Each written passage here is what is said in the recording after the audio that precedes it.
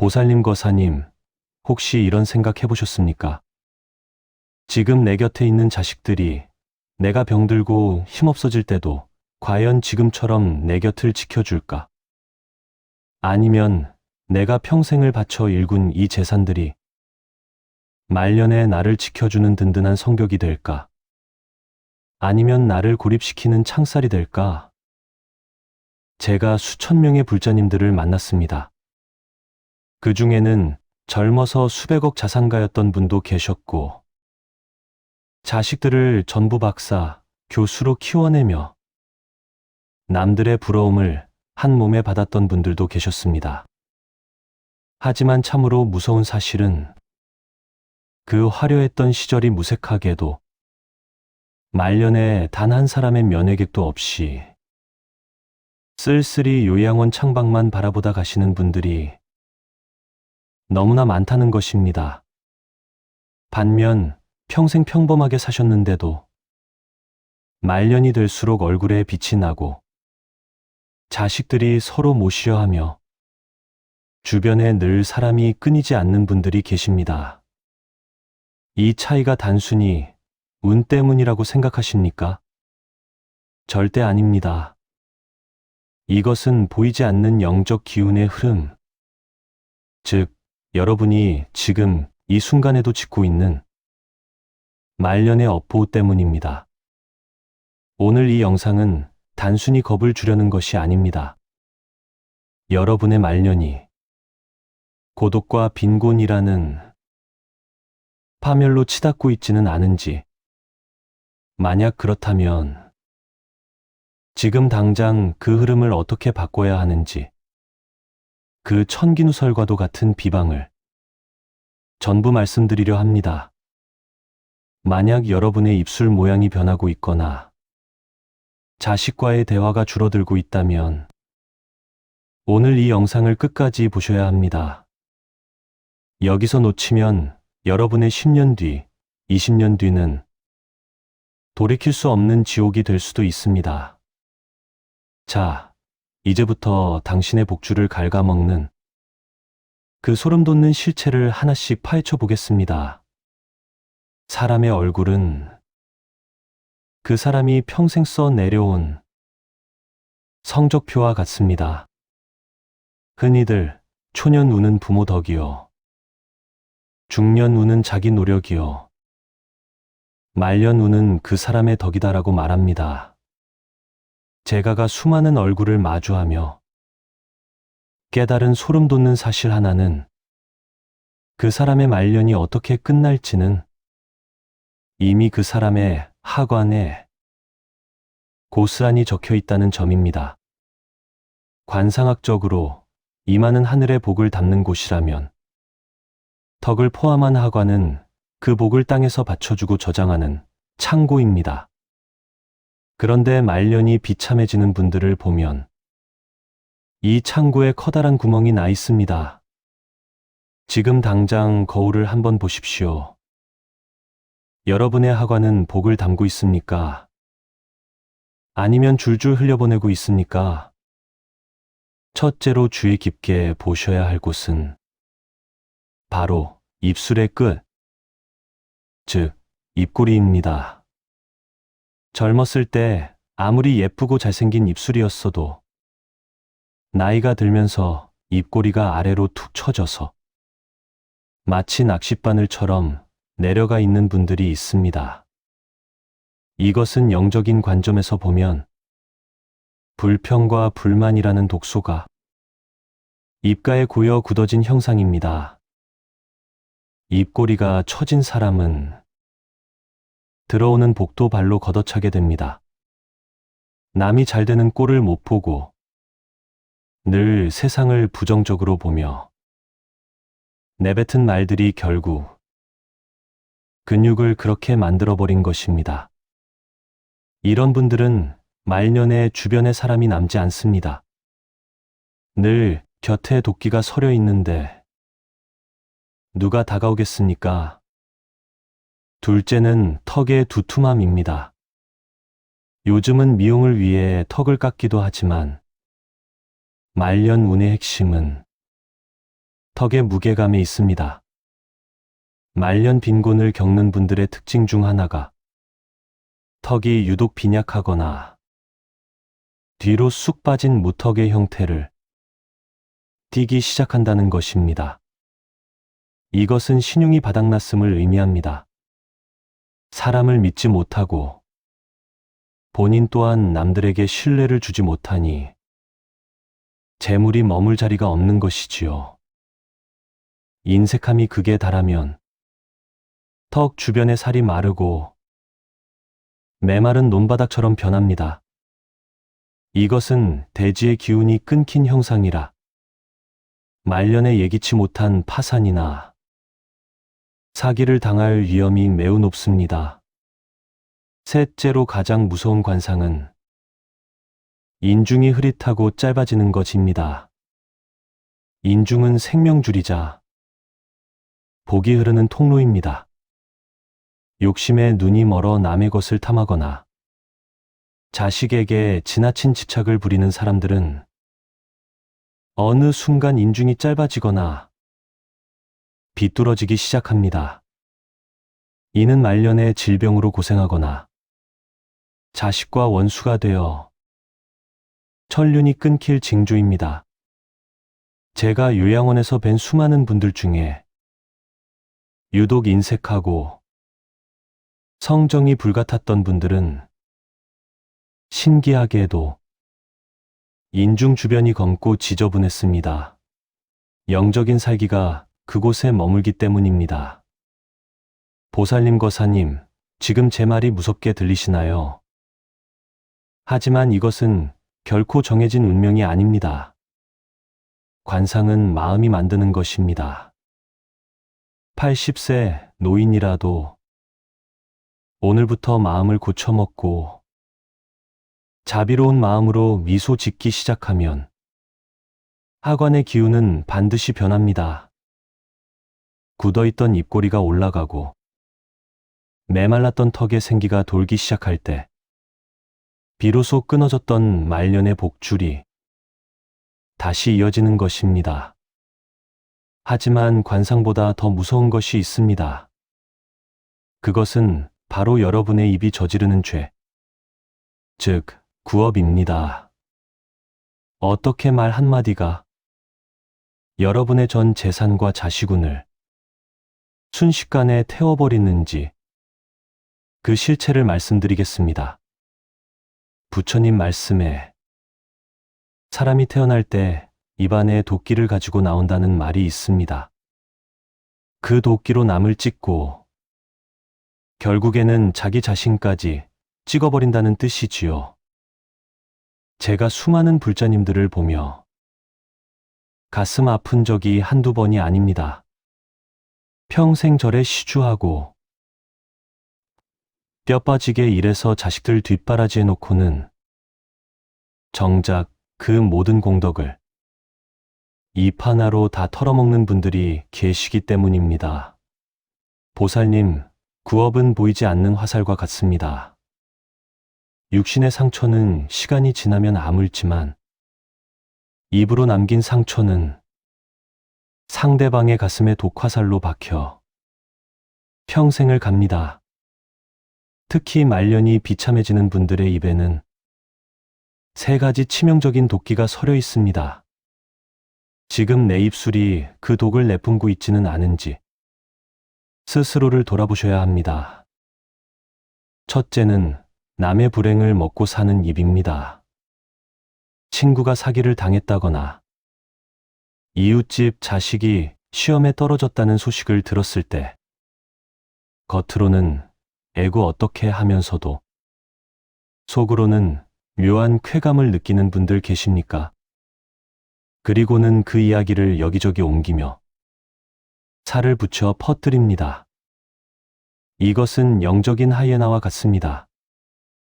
남의 아픔을 나의 안주거리로 삼는 순간 그 사람이 받아야 할 업보의 절반이 나에게로 옮겨옵니다. 말년이 되면 이상하게 몸이 아프고 재산이 줄어드는 분들, 혹시 남의 눈물로 내 입을 즐겁게 하지는 않았는지 생각해 보십시오. 둘째는 공덕을 생색으로 태워버리는 입입니다. 내가 너한테 어떻게 했는데, 내가 이 집안을 어떻게 일으켰는데 라는 말. 입에 달고 사시는 분들 많으시지요. 이것은 정성껏 지은 밥을 다 해놓고 마지막에 재를 뿌리는 것과 같습니다. 배풀문 행하는 순간 잊어야 그것이 온전한 복이 됩니다. 하지만 그것을 입 밖으로 내어 생색을 내는 순간 그 복은 연기처럼 사라지고 원망만 남게 됩니다. 말년의 자식들이 발기를 끊는 이유. 그것은 당신이 베푼 것이 적어서가 아니라 당신의 입이 자식들의 마음을 질리게 했기 때문입니다. 셋째는 비수 같은 독서를 서슴지 않는 입입니다. 다 너 잘되라고 하는 소리야 라며 가족들에게 상처 주는 말을 쏟아내는 분들이 있습니다. 보살님, 독은 설탕을 발라도 독입니다. 진심으로 자식을 사랑한다면 그 입에 축원의 기운을 담아야지 저주의 기운을 담아서는 안 됩니다. 말년의 고독은 대개 이 독설에서 시작됩니다. 내가 뱉은 독한 말들이 벽이 되어 나를 가두고 결국 죽음의 문턱에서 손 잡아줄 사람 하나 없게 만드는 것입니다. 무서운 것은 이 구업이 나만 망치는 게 아니라 내 자손의 앞길까지 막는다는 사실입니다. 부모가 뱉은 악한 기운은 집안의 공기를 오염시키고 자식들이 사회에 나가 사람을 만날 때 그 부정적인 기운이 드러나게 만듭니다.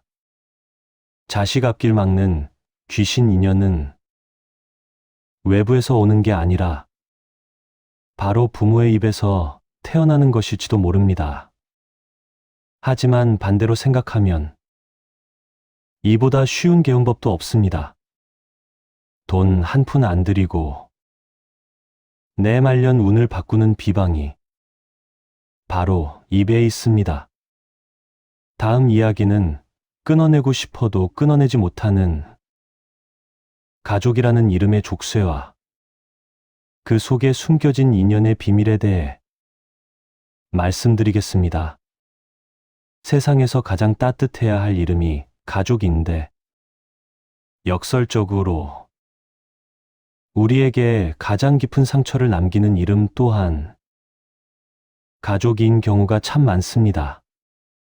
남보다 못한 자식, 원수보다 못한 형제 때문에 가슴이 새카맣게 타버린 불자님들을 매일같이 만납니다.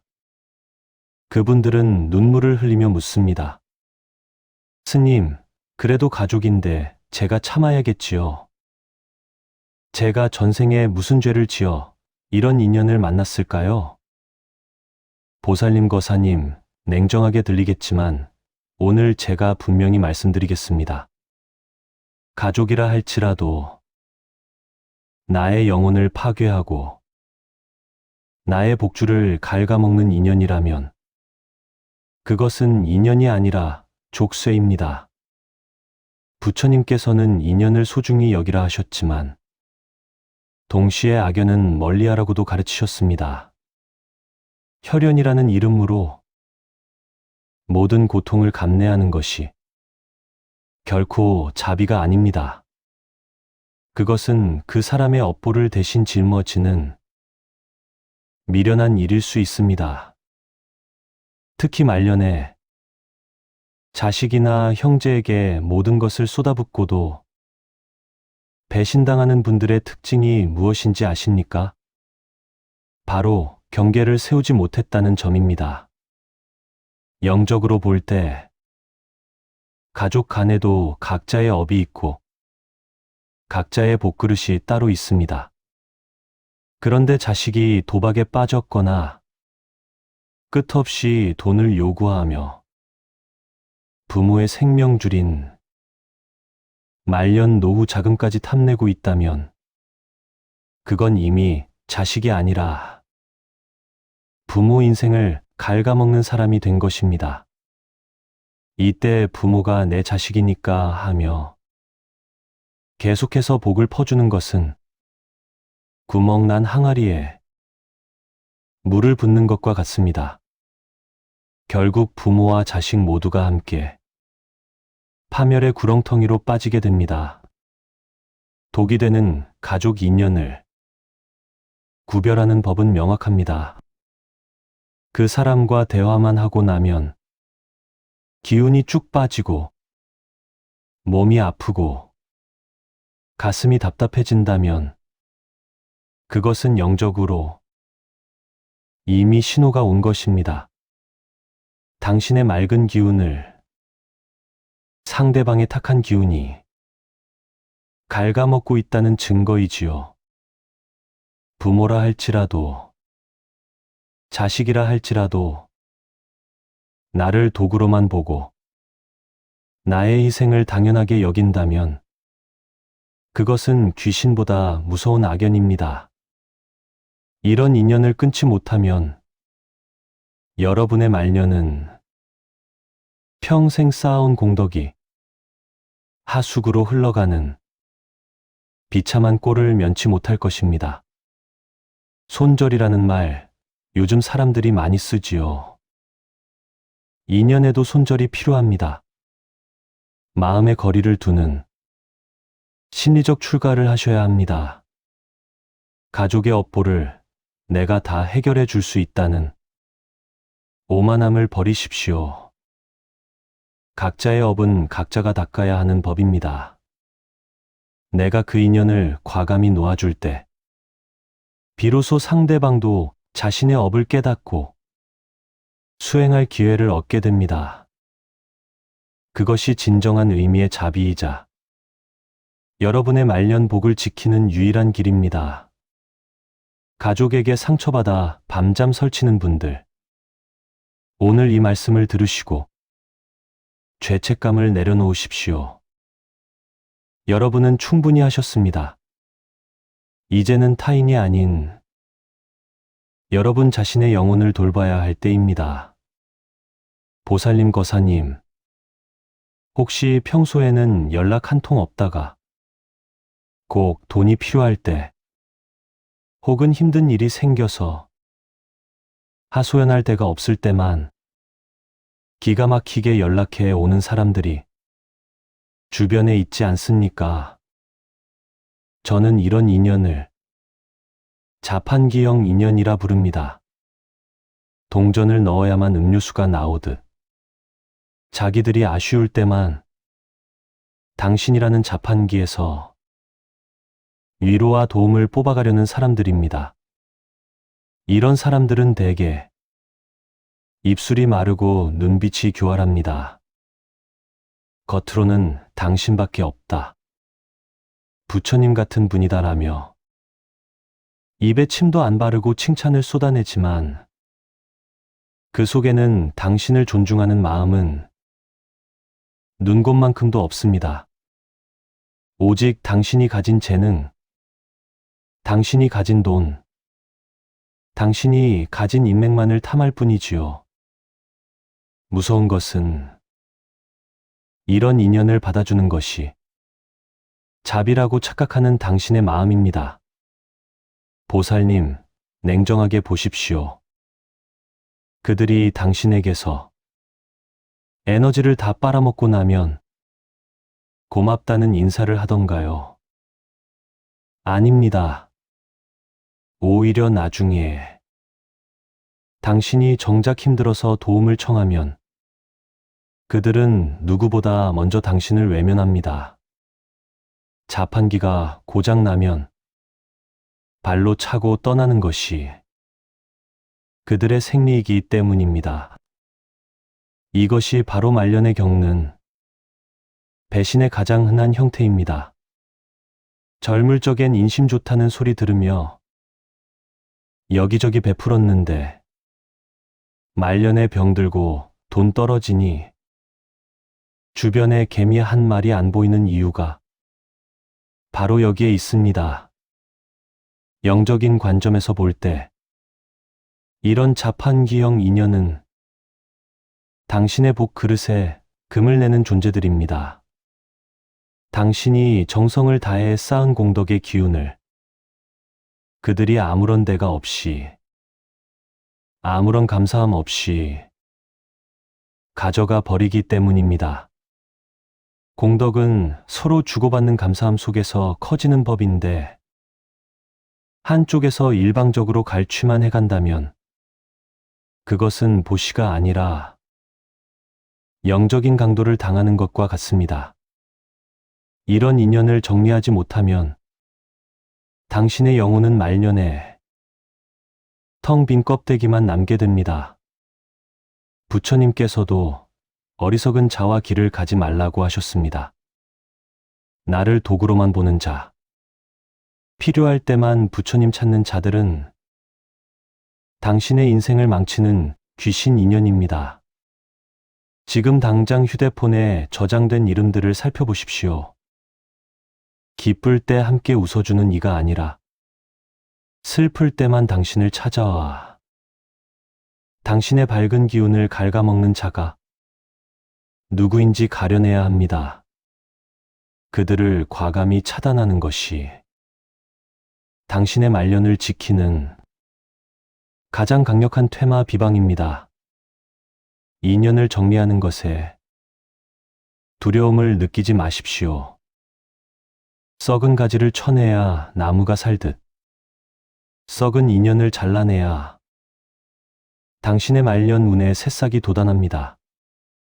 실제로 이런 인연을 정리하지 못해 풍비박산이 난 어느 거사님의 가슴 아픈 사례를 통해 인연법의 무서운 과보에 대해 말씀드리겠습니다. 제가 앞서 인연을 정리해야 한다고 계속 강조하는 이유, 그것은 단순히 기분이 나빠서가 아닙니다. 잘못된 인연을 붙잡고 있는 결과는 여러분의 상상을 초월할 정도로 가혹하기 때문입니다. 10년 전 제가 만났던 한 거사님의 이야기를 해드리지요. 이분은 지방에서 큰 사업을 하시며 수백억 대의 재산을 일구신 남부러울 것 없는 분이었습니다. 그런데 이분에게는 끊지 못한 인연이 하나 있었습니다. 바로 젊은 시절부터 함께 고생하며 지내온 중마고우였지요.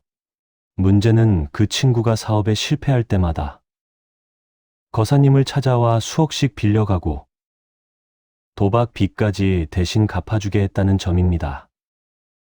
주변에서는 그 친구는 당신을 이용하는 것이니 이제 그만 손을 떼라고 수없이 말렸습니다. 하지만 이 거사님은 그래도 예정이 있는데 어떻게 버리냐며 허허 웃으며 넘기셨지요. 그 정이라는 이름의 족쇄가 어떤 결과를 불러왔는지 아십니까? 결국 그 친구는 거사님의 인감도장을 도용해 거액의 보증을 서게 했고 하룻밤 사이에 그 거사님의 평생 공덕인 집과 빌딩이 전부 경매로 넘어갔습니다. 더 비참한 것은 그 다음입니다. 재산이 사라지자마자 그 친구는 종적을 감추었고 그 충격으로 거사님은 뇌졸중으로 쓰러지셨습니다. 병원비가 없어 전전긍긍할 때 그토록 아꼈던 자식들은 왜 돈 관리를 그렇게 했냐며 아버지를 원망하고 뿔뿔이 흩어졌습니다. 이것이 단순히 재수가 없어서 생긴 일일까요? 아닙니다. 영적으로 보면 그 악연은 이미 오래전부터 거사님의 복 주머니에 구멍을 내고 있었습니다. 나쁜 기운을 가진 사람과 섞여 있으면 나의 밝은 기운은 점점 흐려지고 영적인 방어막이 깨집니다. 방어막이 깨진 자리로 가난의 귀신, 병마의 귀신이 들어오는 것은 시간 문제입니다.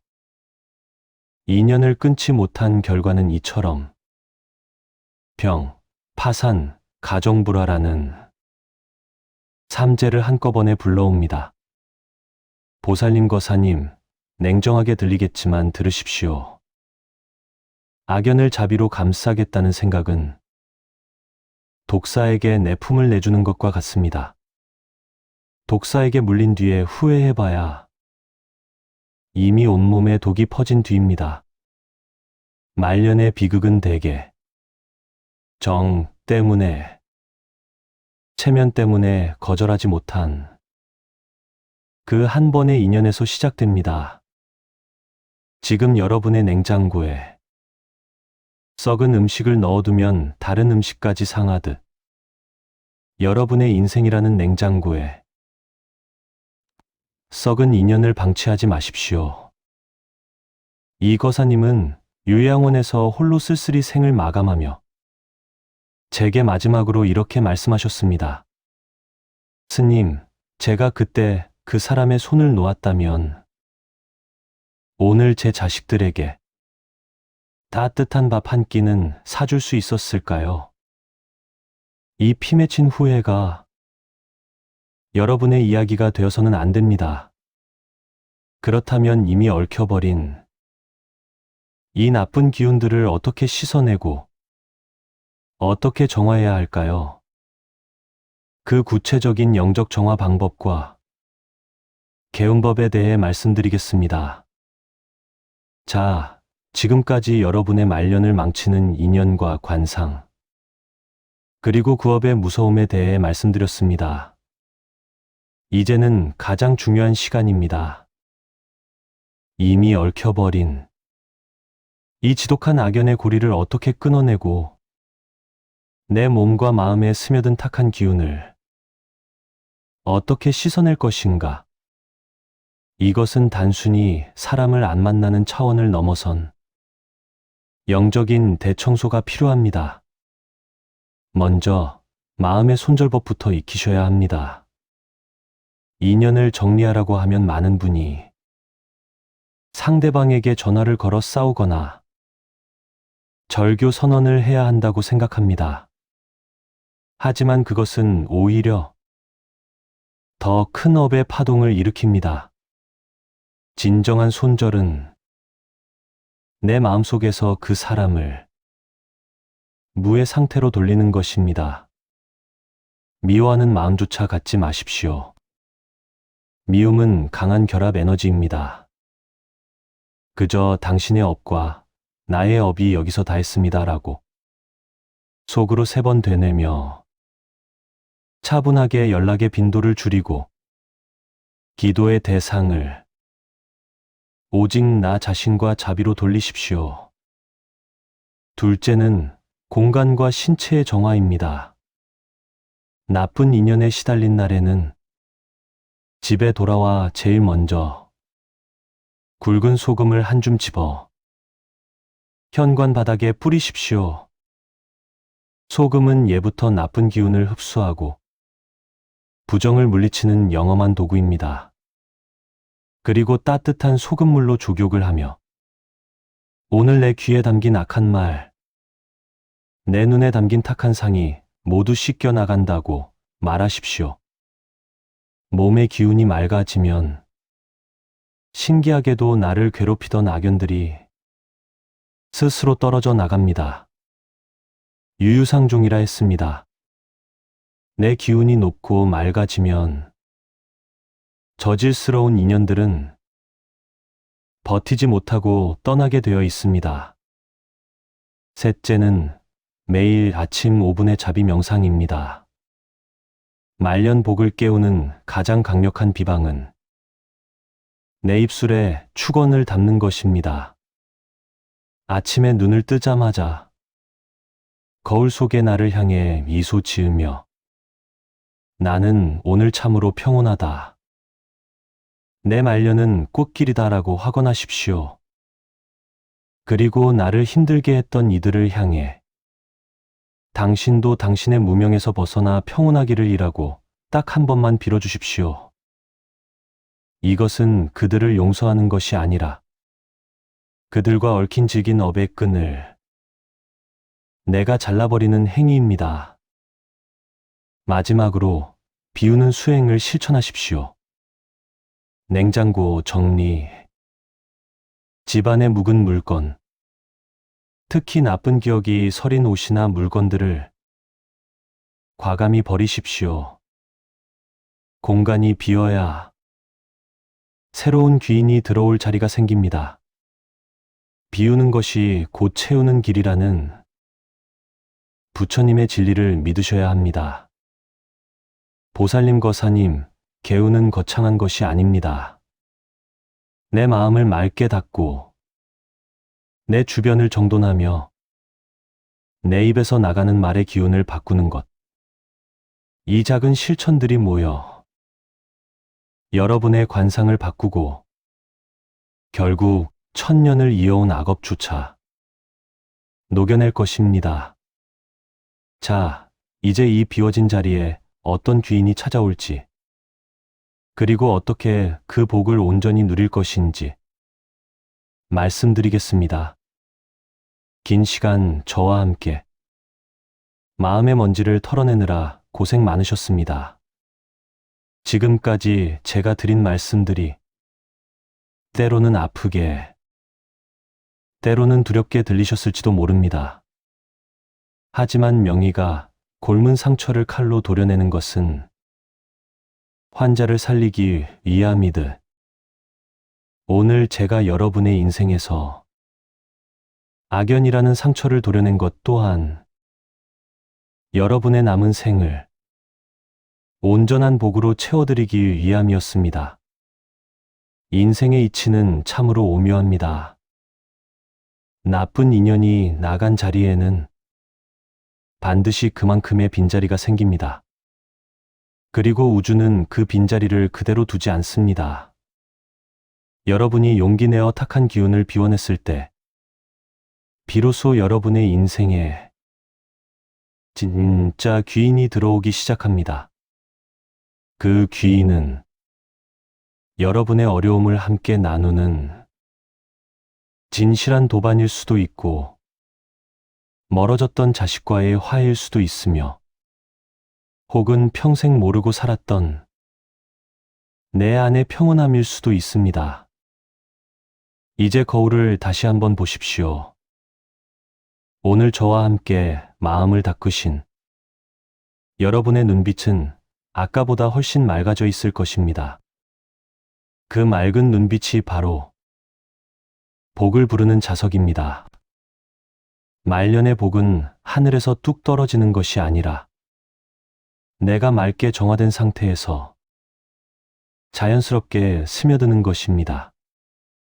오늘 제가 알려드린 정화 비방을 하루하루 실천하신다면 여러분의 하관에는 복스러운 살이 오르고 여러분의 입에서는 향기로운 말들이 피어날 것입니다. 그러면 여러분의 말년은 외로움이 아닌 풍요로움으로, 고통이 아닌 환희심으로 가득 차게 될 것입니다. 부처님의 가피는 멀리 있지 않습니다. 오늘 여러분이 맺은 이 영상과의 인연 또한 여러분의 업장을 소멸하고 복을 짓는 큰 공덕의 시작입니다. 혼자 걷기 힘들다면 제가 항상 이곳에서 새벽 축원으로 여러분의 앞길을 밝혀드리겠습니다. 여러분은 혼자가 아닙니다. 부처님과 저, 그리고 이곳에 모인 수많은 도반이 함께 기도의 끈으로 이어져 있습니다. 마지막으로 함께 발언하겠습니다. 내 인생의 모든 악연은 물러가고 선신과 귀인이 나를 호위하며 내 말년의 복그릇은 날마다 커지리라. 이 믿음 하나만 가슴에 품고 오늘 밤 편안히 잠드십시오. 내일 아침 여러분은 전혀 다른 운명의 문을 열게 될 것입니다. 여러분의 가정에 부처님의 평화와 자비가 늘 함께 하시길 간절히 축원합니다. 성불하십시오. 나무아미타불 관세음보살,